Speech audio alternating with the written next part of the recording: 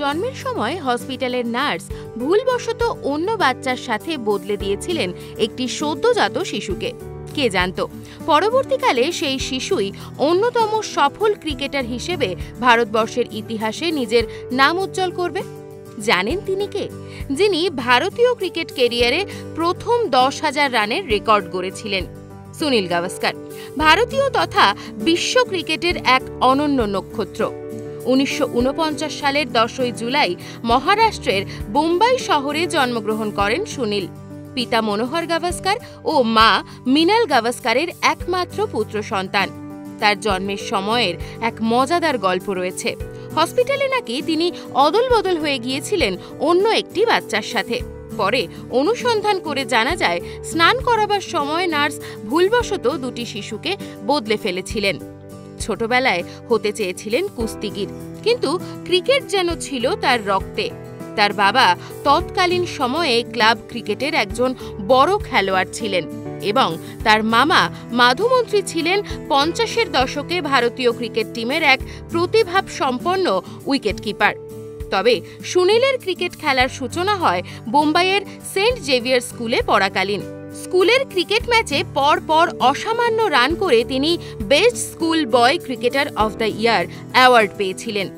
এরপর সুনীল 1969 সালে কর্ণাটকের বিপরীতে রঞ্জি ট্রফি টুর্নামেন্টে ডেবিট করেন।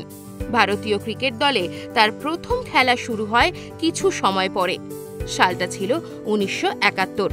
এই টুর্নামেন্টে সুনীল গাভাস্কার মোট 774 রানের রেকর্ড বানিয়ে ভারতীয় ক্রিকেট টিমে নিজের স্থান পাকা করে নিয়েছিলেন। তিনি 1978 থেকে 1985-র মধ্যে জাতীয় দলের অধিনায়কত্ব করলে ওয়ানডে ক্রিকেট টুর্নামেন্টে নিজের জায়গা পাকা করতে পারেননি।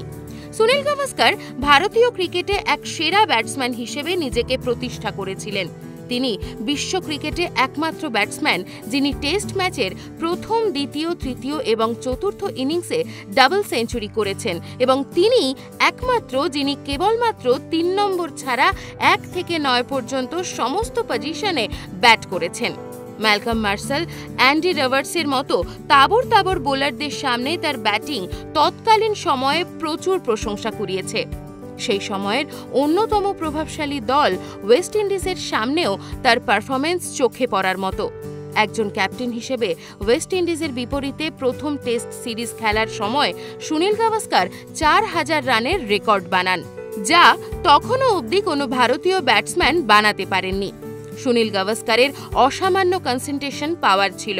ঘরভর্তি লোকের মধ্যেও তিনি এক মনে বই পড়তে বা লিখতে পারতেন এবং সেই মনোযোগের কারণেই হয়তো তিনি টেস্ট ম্যাচে 100টি ক্যাচ নিয়েছিলেন।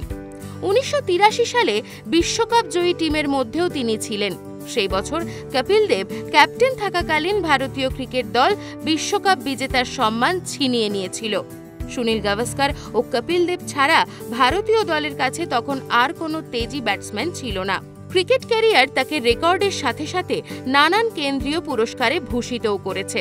1975 সালে তিনি ক্রিকেটের জন্য অর্জুন পুরস্কারে প্রশংসিত হন এবং 1980 সালে তিনি পদ্মভূষণে ভূষিত হন। এই প্রতিভাশালী ক্রিকেটারের আজ জন্মদিন। আজ তার জন্মদিনে জিও বাংলা তাকে জানায় অনেক অনেক শুভেচ্ছা ও ভালোবাসা। এই রকম আরও নতুন নতুন ভিডিও পেতে নজর রাখুন আমাদের চ্যানেলে। পাশে থাকা বেল আইকনটি ক্লিক করতে ভুলবেন না।